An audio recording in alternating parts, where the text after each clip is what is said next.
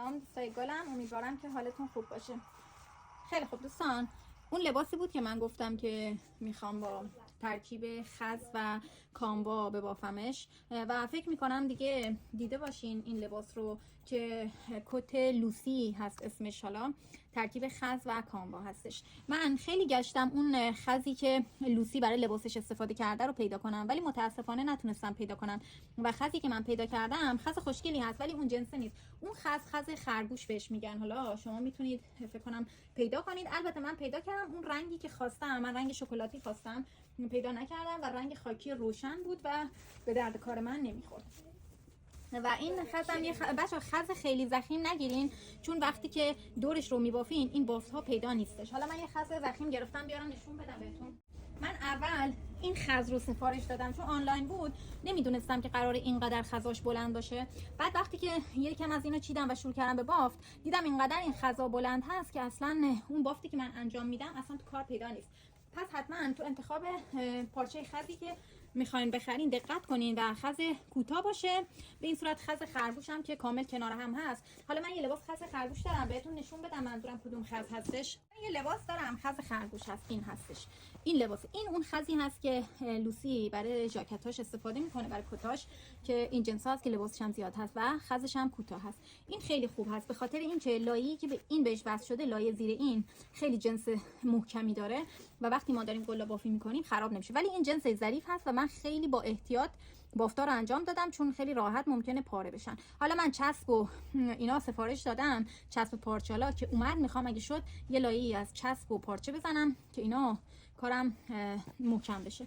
من یه دونه از اینا رو بافتم و خیلی راضی بودم ازش. ما تو سایزهای مختلف برای این کت نیاز داریم. من این کت زمان میبره تا بخوام درستش بکنم، ولی این کت زمان میبره. من به این خاطر بر من زمان میبره چون من چند تا چیز دیگه هست باید درست کنم. این شلوار اسکلتی هست در حال بافتشم و یه دونه لباس دیگه.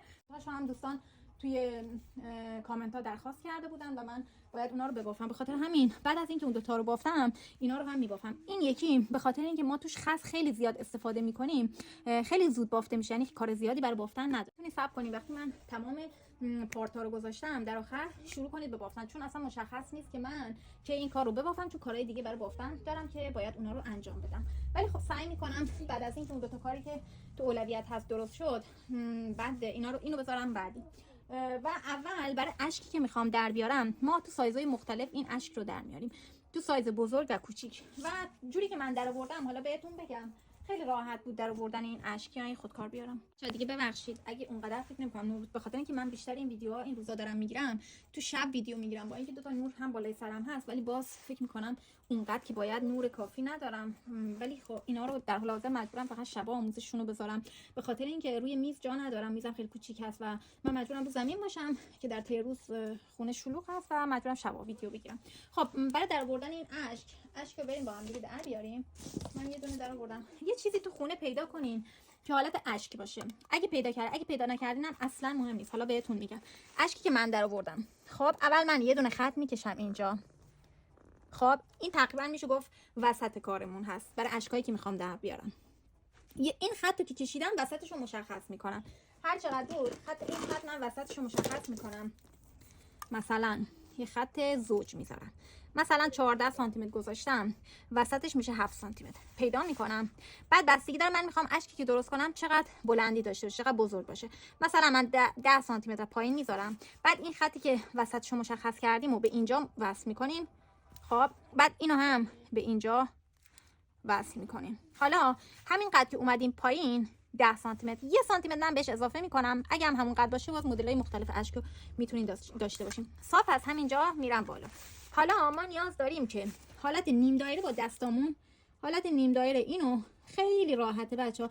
فقط باید شبیه وقتی که من نقاشی هم که بلد نیستم، شبیه وقتی که میخوان نقاشی بکشن آروم آروم به این صورت با دست آروم آروم میریم و یه سمت کارو در میاریم. ما نیازی نیست دو سمت کارو در بیاریم چون ما کارمون باید موازی باشه.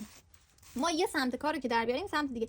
بعد اینجا رو هلال میکنیم. مثلا از داخل بخوای باریک‌تر باشه پایین اشکتون، اینو از داخل میاین، بعد به این صورت اینجا رو ببینید دوباره هلال کردم. الان من نصف اشک در آوردم. نصف اشک که در آوردیم کارو قیچی میکنیم. به همین صورت همه سایزهای اشکتون رو میتونین همینقدر راحت در بیارین. این از کار. اینم از اینجا قیچی میکنم به این صورت. حالا این کاری که وسطش مشخص هست، حالا من متر با خطکش باشه کار دقیق در بیاد. این کاری که وسطش کاملا مشخص هست، اون خطی که مشخص کردیم رو اینجوری تا میزنیم، نصف اشکمون که مشخص شده اونجایی که خط زدم این ور رو روش میذاریم قیچی میکنیم. به همین راحتی ما اشکمون رو درست کردیم. اینجا رو خراب کردم به این صورت. این شد اشک من. ببین یه اشک توپل در اومد دیگه، بستگی به خودتون داره. مثلا یه اشک مدل‌های مختلف ما نیاز داریم. ما توپل نیاز داریم، مثل این لاغر نیاز داریم، سایز کوچیک‌تر نیاز داریم، سایز خیلی کوچیک هم نیاز داریم و مدل‌های مختلف اشکمون رو در میاریم. حالا اشکمون رو که در آوردیم، برای در آوردن این خز ما نیاز به حویه داریم. دیگه هر مدل حویه‌ای که داشتین، من نمیدونم اطلاع در مورد حویه‌ای که باهاش سیم و لحیم کاری میکنن. من یه دونه حویه گرفتم، با این میخوام کارمو در بیارم. و وقتی هم که ما میخوایم حویه کنیم رو پارچه انجامش نمیدیم. من یه کارتون آوردم اینجوری. حالا ببخشید خیلی هم خوشگل نیست، سعی میکنم حالا فردا یکی پیدا کنم برای مخصوص این کار توی خونه. خب بعد این خزمون اینجا، این خزی که من گرفتم، این بافتی که اینور و اونور میاد هم مهم هست. من سعی میکنم اشکامو به صورتی در بیارم که این بافتش وقتی که از بالا به پایین میاد اینجوری بشه. و ما قرار مدل‌های مختلف اینو توی ژاکت استفاده کنیم، یعنی سر بالا، سر پایین و همه جوره. پس من تو اینم دقت میکنم. کار رو حالت وارونه قرار میدم. من از همون گوشه‌ای که اولین اشکو در آوردم میخوام شروع کنم به در آوردن اشک بعدی. خب حویه رو میزنیم به برق، حویه گرم بشه. اینو هم که کاغذ در آوردم میذارمش روی یه سمت کار، حالا هر جایی بود. من سعی می‌کنم برای اینکه کمترین تلفات رو داشته باشم، یعنی کمترین مقدار پارچم مصرف بشه، این کار انجام بدم. بعد که میذارمش اینجا، دو تا سنجاق یا دو تا سنجاق هم میزنم که کارم جابجا نشه. خب حالا من اینو کج میزنم که کارو بگیره. این بکنم یه ذره بیاد این ورتر که اونجاشو کامل بگیره. به این همین دو تا کافی هست. الان حویه رو من میزنم به برق. من برقش میرسه تا اینجا. یکم کار با برق اونورتر. اوه نسوزانه من.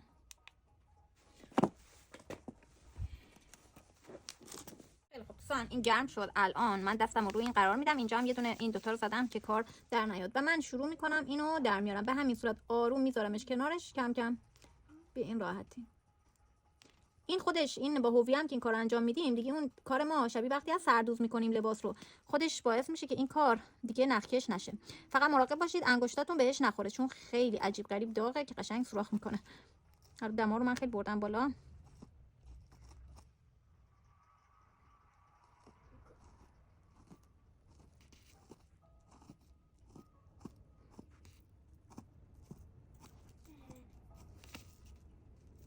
بعد اینو هم هی میزنیم به اینا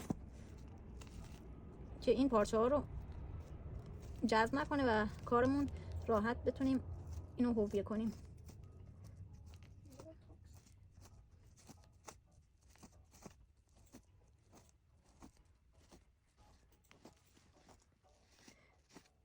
معلوم نیست چقدر قرار من بسوزم تا این لباس آماده بشه. من زیاد وقتی چاقو یا چیزی دارم کار میکنم خودم رو زخمی میکنم.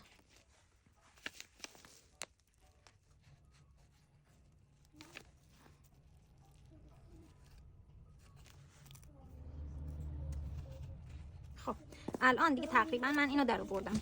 اینو از اینجا برمیدارم. بچه‌ها مراقب باشین فرش و اینا رو به قلا نسوزونین. یه چیزی بذارین زیر دستتون چون این قشنگ میبره پایین.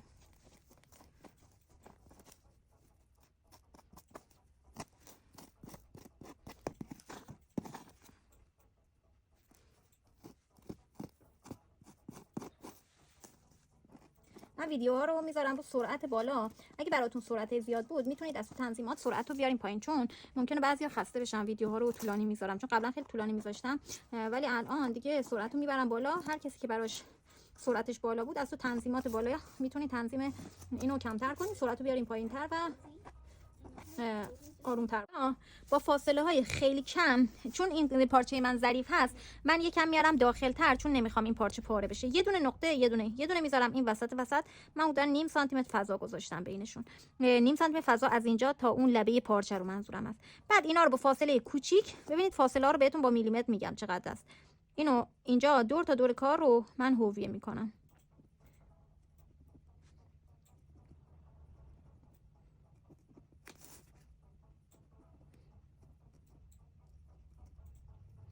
فاصله از این لبه رو رعایت کنید. اگه اینجا نیم سانتی متر هست، اینجا که این اشک پهن میشه باید بیاین به سمت لبه بیشتر، چون با این فاصله رو اندازه میتونی با خودکارهایی که به رو پارچه هم کار میکنه کارو انجام بدی. من این تیکه رو اینا رو نزدیکتر به هم میزنم به خاطر اینکه حالت گرد هست، میخوام حالت افزایشی قبل به جایی که افزایشی داشته باشم دیگه اینا رو نزدیکتر میزنم که کارم جمع نشه. حالا بازم اگر لازم شد وقتی کارو میبافیم باز افزایشی داریم اگه دیدیم لبه کار داره جمع میشه.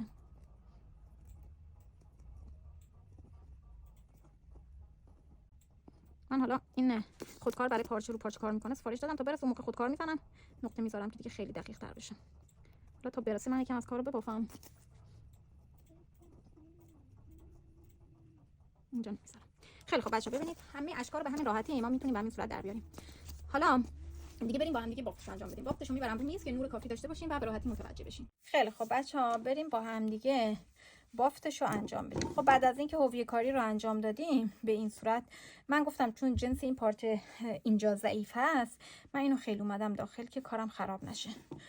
حالا امروز میخوام همین مدل رو آموزشش رو بذارم، ولی خب این مدل های دیگه هست که این حبابا رو اون بالاش بزنیم و سایزهای مختلف دیگه. سایزها رو خودتون با توجه به سلیقه خودتون توی لباس میتونین سایزهای مختلف و مدل مختلف. یه مدل دیگه غیر از اشک هم توی این لباس کار شده، اون هم براتون میذارم.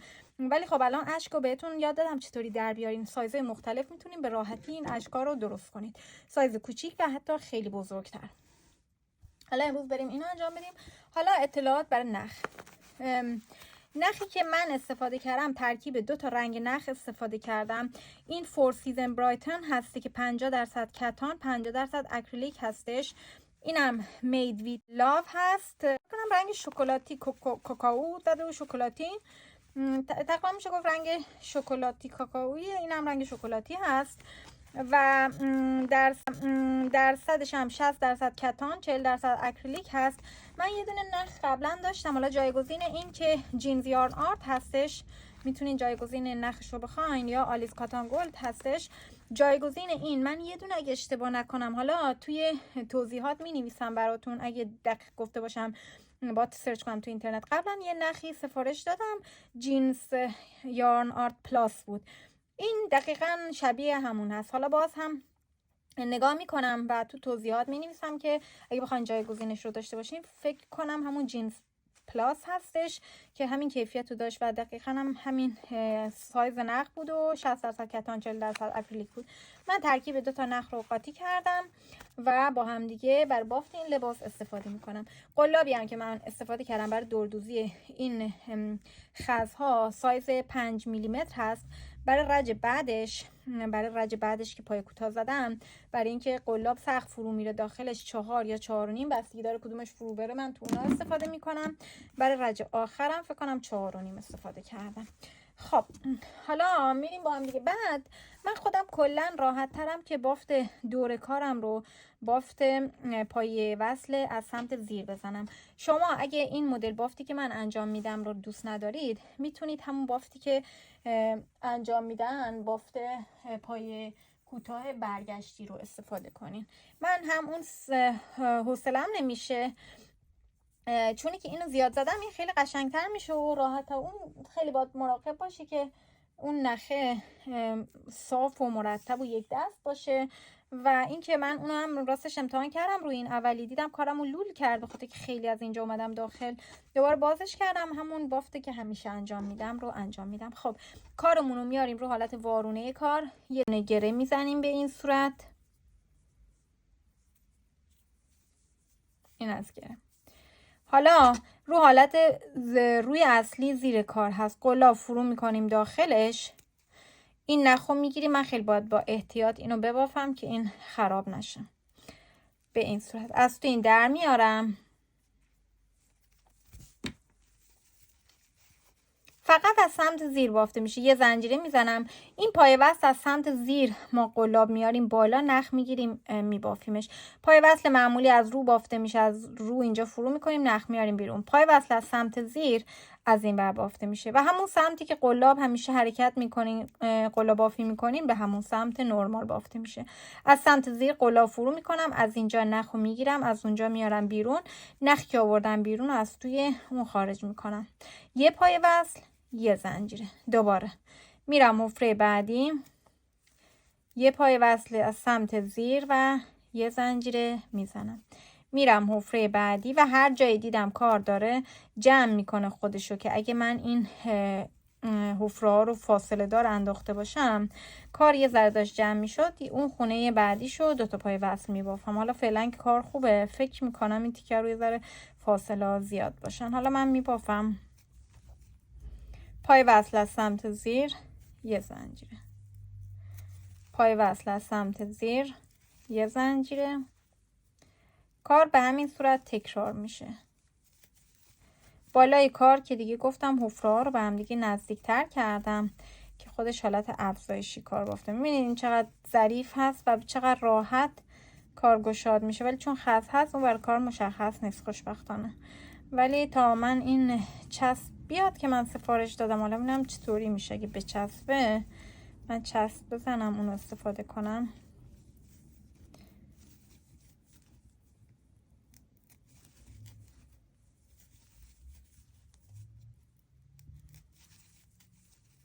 بعد بچه من کار رو چک میکنم. الان کار من داره صاف پیش میره.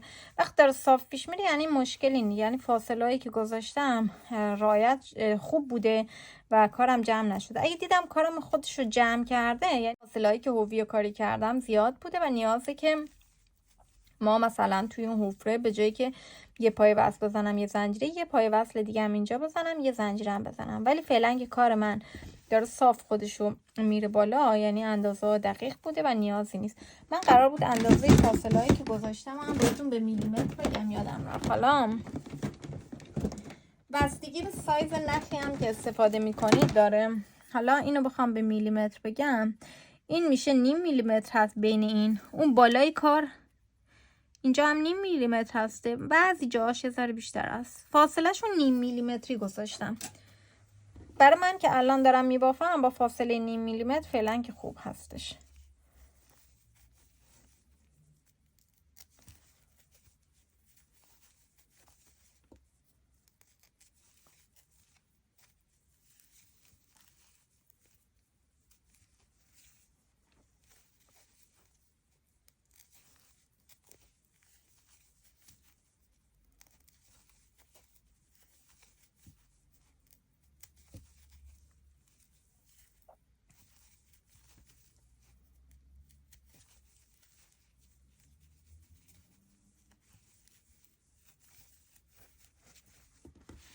تا الان باز کار من خودش رو جمع نکرده و قشنگ رفته بالا.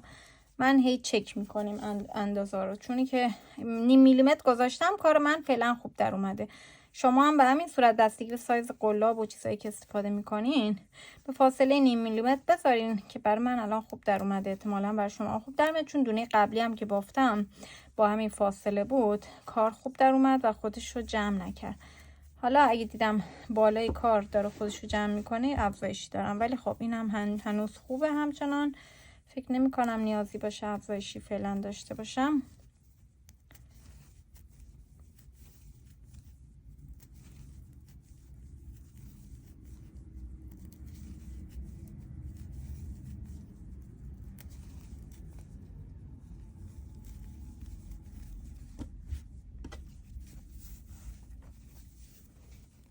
دیگه افزایشی کلا افزایشی نداشتم، چون که فاصله ها رعایت شده بود کار خودش رو جمع نکرد و من توی هر کدوم از این حفره یه دونه پای وصل از سمت زیر و یه دونه زنجیره بافتم.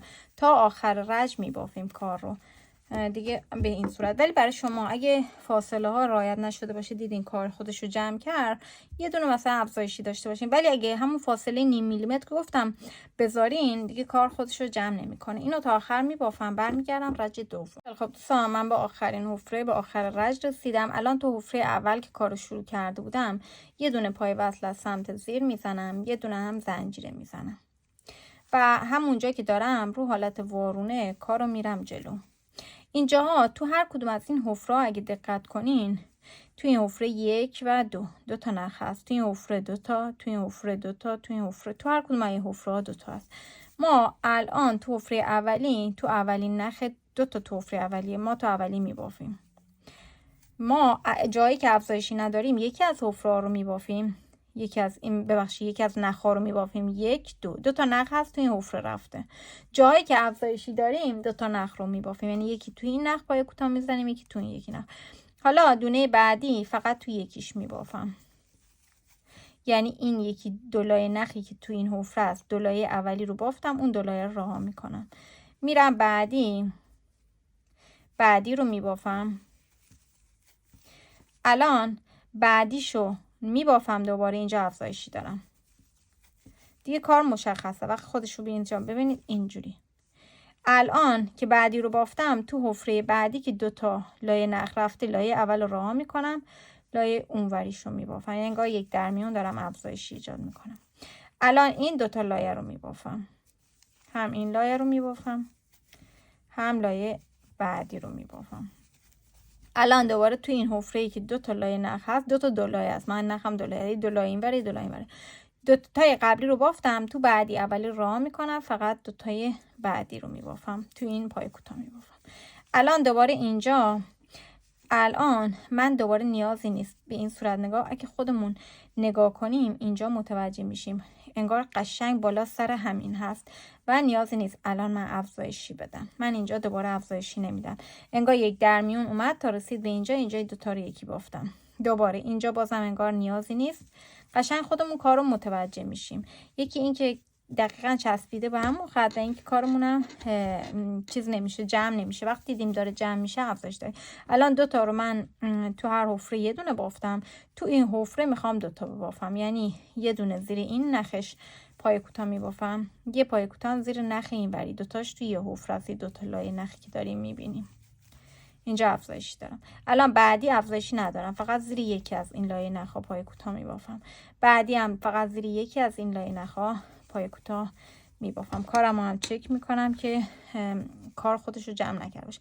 الان باز این بعدی افزایشی دارم، اینجا یه دونه میبافم، تو این وریم یه دونه پای کوتاه میبافم. بعدی رو افزایش ندارم، فقط تو حفره یه دونه از لایه نخاش پای کوتاه میبافم. بعدی هم انگار افزایشی ندارم و یکی میبافم. ببینید کار انگار به این صورت اومد. تا وسطای کار یک درمیون افزایشی داشتم، این تیکه 2 در 1 افزایشی داشتم، یعنی 2 تا حفره رو توی این حفره که 2 تا لایه نخ هست یه لایه‌شو بافتم، حفره بعدی هم یه لایه‌شو، تو بعدیش مثلا افزایشی داشتم این تیکه وسط به بعد. دیگه خودتون هی کارو اینجوری برگردونین، قشنگ متوجه میشه این کارتون داشت جمع میشد، یعنی اونجا افزایش بدیم. ولی به این صورت هم که بافتیم الان کار خوب در اومد. الان اینجا افزایش نداشتم، دوباره میخوام برم تو 2 تای بعدی من افزایشی داشته باشم. 1 و اینم 2. حالا من دیگه بستگی خودتون داره این تیکه رو میخواین چقدر بزرگ باشه، میتونین تا این بالا بیاین، میتونین وسط یا کوتاه‌تر باشه. حالا من یه دونه دیگه هم این میام جلو. بعد تیکه بالا که حالت گرد هست ما افزایشیامون رو بیشتر میکنیم، چونی که اگه افزایشی نداشته باشیم کارمون چروک برمیداره. خب من دیگه فکر کنم کافی است، تا اینجا بافتم. الان میخوام کار برگردونم. اول میشمارم 1 2 4 5 6 7 8 9 10 11 12 13 14 15 16 17 18 19 20 21 22 23. یه دونه دیگه میبافم میشه 24 تا. بعدی هم دقیقاً تو حفره بعدی تو همون لایه نخ اولی دوباره ببخشید با پای کوتاه بافم. یعنی این حالت گردی که رسیدم همه دونا رو بافتم.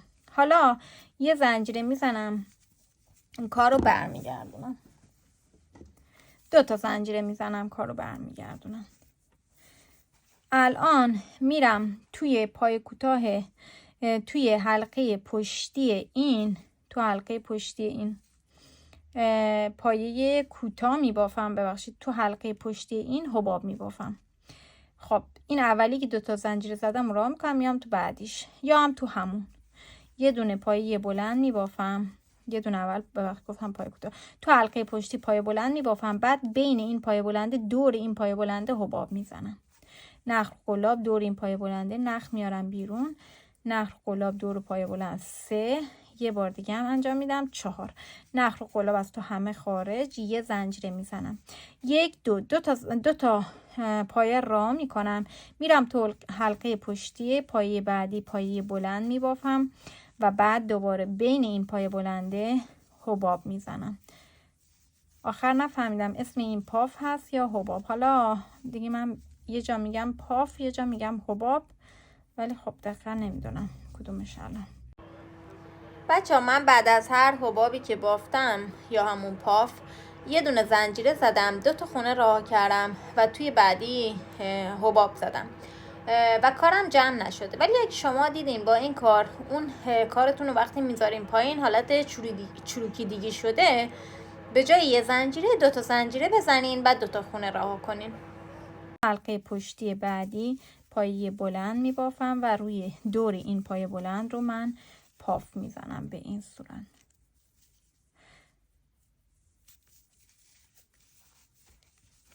یک دو تا راه تو حلقه پشتی بعدی من به این صورت 2 تا 3 تا و اینم 4 تا. دوباره 1 2 تا راه تو حلقه پشتی بعدی پاف تا اون بالا تا برسیم آخر رش اون ته این نوک تا اینجا کارو میبافیم.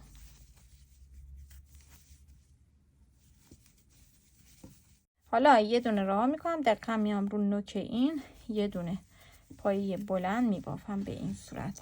کار ما به این صورت در اومده. خب وقتی اینو ببافیم کار درست میشه. الان میخوام این حلقه جلویی ها رو که رها کردیم توش اول 1 2 تا زنجیره میزنم که برسه به این حلقه جلویی. از جلو از روی اصلی کار هست این قلابو پایین وارد میکنم و پای وصل از سمت زیر میزنم. یه زنجیره میرم توی حلقه جلویی بعدی، یه پای وصل از سمت زیر و یه زنجیره میزنم. یه پای وصل از سمت زیر. سمت زیرم جایی است که کار روی اصلی لباس هست. تا اون آخر میریم. پای وصل از سمت زیر یه زنجیره. یه پای وصل از سمت زیر یه زنجیره. یه پای وصل از سمت زیر یه زنجیره. یه پای وصل از سمت زیر یه زنجیره. یه پای وصل از سمت زیر یه زنجیره.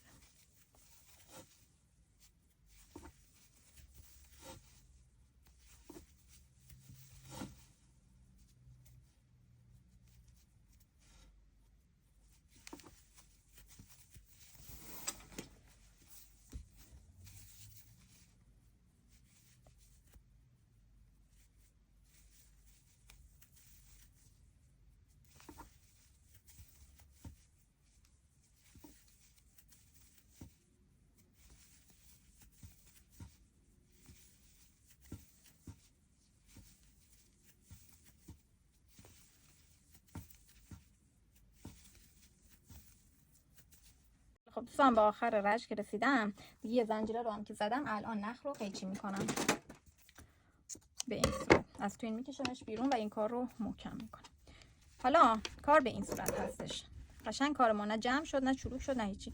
این دوتا رو من الان بافتم. من مدل های مختلف میخوام ببافم. این حبابه بر بالاش باشه، حبابه پایینش باشه و یه مدل اشک دیگه هم دارم. حالا این نخواهم مخفی میکنم تو وارونه کار، از اینجا میبرم و مخفیش میکنم. حالا من مدل‌های دیگه شو هم براتون آموزشش رو میذارم تو مدل اشک کوچیک‌تر و یه مدل اشک دیگه هم هستش که یه مدل شکل دیگه که توی این با خز ما استفاده میکنیم. این لباس یقه داره و ما براش یقه درست میکنیم. یکم الگوشو به قولن پیشرفته تر از الگوی قبلی هست، چونی که برای یقه که نیاز داریم یه الگویی که شبیه الگوی خیاطی باشه، نه 100%. خب من سعی میکنم الگویی که در میارم الگوی راحتی باشه که همه بتونن به راحتی این الگو رو بکشن، چون بعضیا چون یکی از خیاطی بلد نباشیم ممکنه کار سخت باشه برامون و من سعی میکنم راحت ترین الگویی که میتونم و بیشترم شبیه باشه. ولی این دفعه سعی میکنم یه ترکیبی بیارم که هم ترکیب خیاطی باشه هم الگو باشه که همه کسایی که حتی خیاطی بلد نیستن به راحتی بتونن این الگوها رو در بیارن. خیلی خوب دوستان، اینم از این کار. امیدوارم که دوستش داشته باشین. اگه دوست داشتین منو هم لایک و سابسکرایب کنین. بقیه ویدیوهاش هم میذارم. بعد از این که من اون دوتایی که گفتم اسکلتی و اون یکی لباس ایرلندی که دارم درست میکنم رو گذاشتم، وقتمو میذارم برای بافتن این یکی که هرچه سریعتر اینو ببافم و آموزشش رو بذارم توی کانالم. خیلی ممنونم ازتون. خداحافظ.